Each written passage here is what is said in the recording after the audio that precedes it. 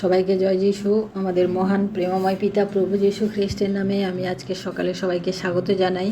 আসুন আমরা আজকে বিশেষ কিছু মহিলাদের, অর্থাৎ আমি বাইবেলে 10 জন মহিলার নাম আপনাদের কাছে তাদের নাম এবং তাদের কাজ পরিচয় আমি আপনাদের সামনে তুলে ধরব, যারা সেই সময়েও বাইবেলে তাদের নাম আছে। কারণ বাইবেলে যাদের নাম আছে তাদের জীবন দ্বারা আমরা কিছু কিছু শিক্ষাও লাভ করতে পারি, কারণ তারা ঈশ্বরে নির্ভরশীল ছিলেন, ঈশ্বরে বিশ্বাস করতেন এবং ঈশ্বর ভয়কারী ছিলেন। আমরা সেই সমস্ত মহিলাদের কথা আমি আজকে আপনাদের সামনে তুলে ধরি। আমি প্রথমত দেবোরার কথা আমরা প্রত্যেকে জানি যে তিনি আমরা বিচারকর্ত্রীগণের পুস্তক 4 অধ্যায় যদি পাঠ করি সেখানে পাই দেবোরা তৎকালীন একজন সাহসী মহিলা ছিলেন এবং তিনি বিচারক ও ভাববাদিনী ছিলেন। তিনি কনানীয়দের বিরুদ্ধে বিজয় যুদ্ধে ঈশ্বরের লোকদের অর্থাৎ ইসরায়েলের নেতৃত্ব দিয়েছিলেন এবং যুদ্ধে জয়ী হওয়ার পরে তিনি একটি গান লিখেছিলেন যা দেবোরার গান নামে পরিচিত। তিনি ঈশ্বর ভয়শীল এবং বিশ্বাসী ও নম্র মহিলা ছিলেন। আমরা তারপরে একজনকে দেখি যে রুথ বাইবেলে সেই মহিলা যার নামে রুথের বিবরণ পুস্তকটি লেখা হয়েছে।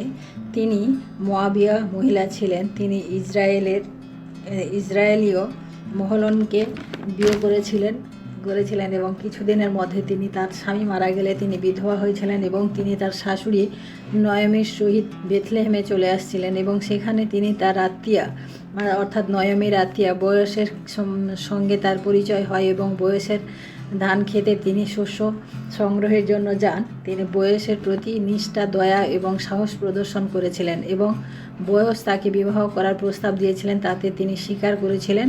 এবং আমরা দেখি এবং তিনি রুথ দাউদের বংশধর, অর্থাৎ দাউদের দাদি ছিলেন রুথ এবং তিনি প্রভু যিশুরও পূর্বসূরি ছিলেন। তাই আমরা দেখি এই বিশেষ ইনিও এক বিশেষ মহিলা। আমরা তারপরে ইস্টের মহিলা দেখি। ইস্টের পুস্তক থেকে দেখি ইস্টের রানী, অর্থাৎ ইনি একজন জিহুদি অনাথ মহিলা ছিলেন। তিনি তার কাকা মর্দখয়ের কাছে বড় হয়েছিলেন, যিনি পরবর্তীকালে বর্ষিয়ার রাজা বষ্টি রানীর পদে তিনি বষ্টির রানী হয়েছিলেন এবং নিজের সাহসিকতা, বিশ্বাস এবং বুদ্ধি ও ঈশ্বরের প্রতি ভয়শীলতার কারণে নিজের জিহুদি জাতিকে তিনি বিনষ্টের হাত থেকে রক্ষা করেছিলেন। তৎকাল রাজমন্ত্রী হামনের চক্রান্তের পরিকল্পনাকে তিনি নস্যাৎ করেছিলেন এবং বাইবেলে ইস্টের পুস্তক নামে একটি বইও তার নামে লেখা হয়েছে। আমরা তারপরে চতুর্থত দেখি দ্বিতীয় রাজাবলী 22 অধ্যায় 4 পদে আমরা একজন মহিলাকে পাই যার নাম হচ্ছে হুলদা, যিনি ভাববাদিনী ছিলেন, যিনি মসির রাজার শাসনকালে যোশীয় রাজার শাসনকালে জেরুসালেমে ছিলেন। মন্দিরে পাওয়া এক ন্যায় পুস্তকের দ্বারা তিনি রাজা ও তার লোকদের ঈশ্বরের সন্দেশ দিতেন। তিনি রাজা যোশীর পাপের পশ্চাত্তাপের কথা সেই গ্রন্থে তিনি পেয়েছিলেন এবং যোশীয়কে জানিয়েছিলেন এবং তা থেকে যোশীয় পশ্চাত্তাপও করেছিলেন, যার বর্ণনা আমরা দ্বিতীয় রাজাবলী তার 22 অধ্যায় 14 এবং 20 পদে পাই।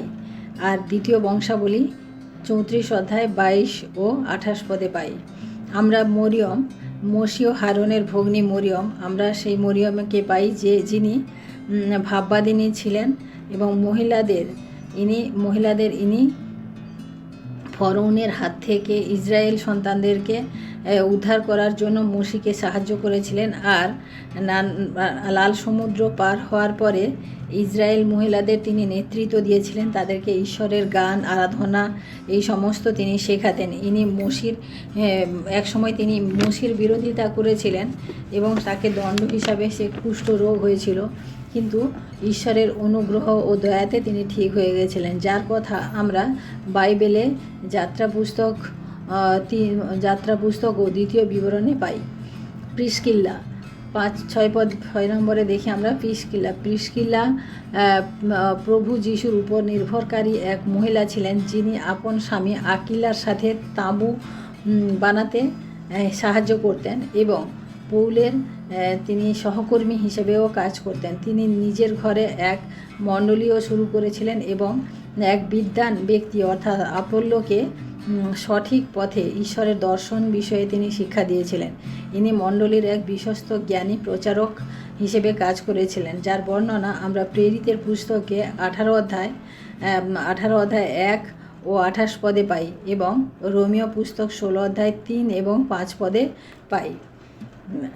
তারপরে দেখি লিদিয়ার কথা আমরা সবাই জানি। ইনি বেগুনি কাপড় সেলাই করতেন এবং সেই কাপড়ের ব্যবসা করতেন।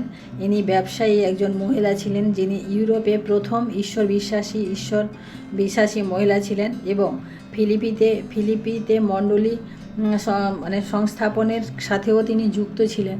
উনি নিজের ঘর সাধু পৌলের জন্য খুলে দিয়েছিলেন, অর্থাৎ সাধু পৌল যখন ওই রাস্তা দিয়ে যেতেন তিনি দেখে তার মনে হয়েছিল যে ইনি একজন ঈশ্বরের লোক, তাই তিনি সাধু পৌলের জন্য তার নিজের ঘরে থাকার সুব্যবস্থা করে দিয়েছিলেন এবং তিনি প্রচারকেরও কাজ করতেন।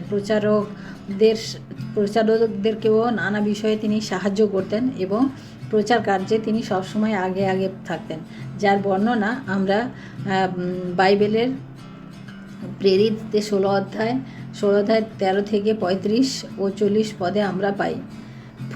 ফইবি একজন কিংক্রিয়াস্থ মণ্ডলীর পরিচারিকা ছিলেন। ফইবি প্রভু যিশুর উপর বিশ্বাস ও ভয়কারিণী মহিলা ছিলেন। ইনি রোমীয় মণ্ডলীতে পৌলের পত্রবাহক ছিলেন, অর্থাৎ রোমীয় মণ্ডলীতে পৌলের পত্র তিনি পৌঁছে দিয়েছিলেন, আর ইনি সব সময় সহায়কের কাজ করতেন। প্রত্যেকে তিনি সহায়তা করতেন এবং প্রভু যিশুর একজন প্রশংসাকারী ও ভয়কারী মহিলা ছিলেন, যার বর্ণনা আমরা রোমীয় পুস্তক 16 অধ্যায় 1 এবং 2 পদে পাই। তাবিথাকে আমরা জানি সবাই।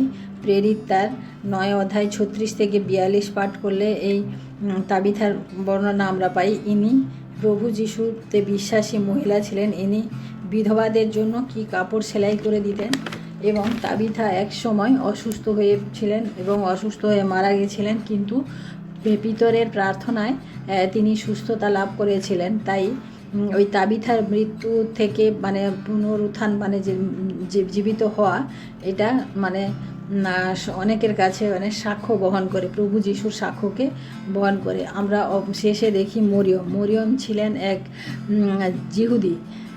জিহুদি কুমারী মহিলা, যিনি আমাদের প্রভু যিশুর মাতা, যিনি ঈশ্বরের স্বর্গদূতের ভাববাণীর দ্বারা যিনি গর্ভধারণ করেছিলেন এবং প্রভু যিশুকে যিনি জন্ম দিয়েছিলেন এবং তার স্বামী যোসেফের সাথে প্রভু যিশুকে বড় করে তুলেছিলেন এবং প্রভু যিশুর নানান কার্যের তিনি সাক্ষী ছিলেন। বিশেষ করে সেই কান্না নগরে বিবাহ ভোজের অনুষ্ঠানে, সেখানেও আমরা দেখি যে যিশুর মাতা মরিয়ম যে কীভাবে বলেছিলেন যে দ্রাক্ষারস শেষ হয়ে গেছে বলে সেই কথা সেখানেও আমরা দেখি। তারপরে আমরা দেখি যিশুর ক্রুশারোপণ এবং যিশুর পুনরুত্থান, সমস্ত জায়গায় আমরা মরিয়মকে দেখি। তাই আমরা আজকে বাইবেলে যে 10 মহিলাদের কথা আমরা আজকে আলোচনা করলাম, আমরা জানি যে এই মহিলাদের জীবন থেকে আমরা কিছু শিক্ষা লাভ করতে পারি, কারণ সেই সময় যখন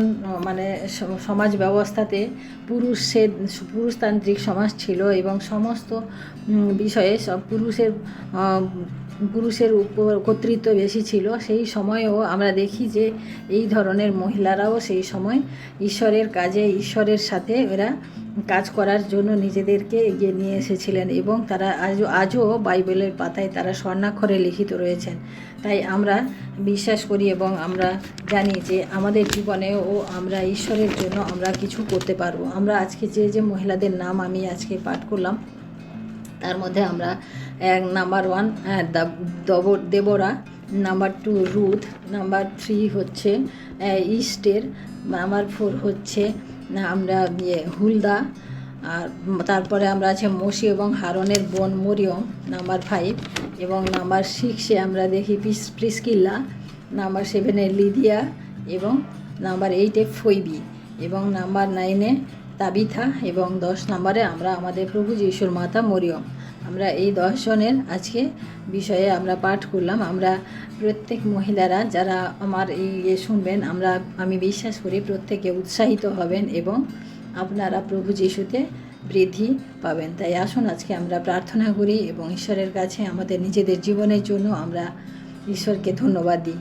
হালেলুয়া, হালেলুয়া, হালেলুয়া। মহান প্রেমময় পিতা, তোমার মহানামের ধন্যবাদ প্রশংসা করি প্রভু।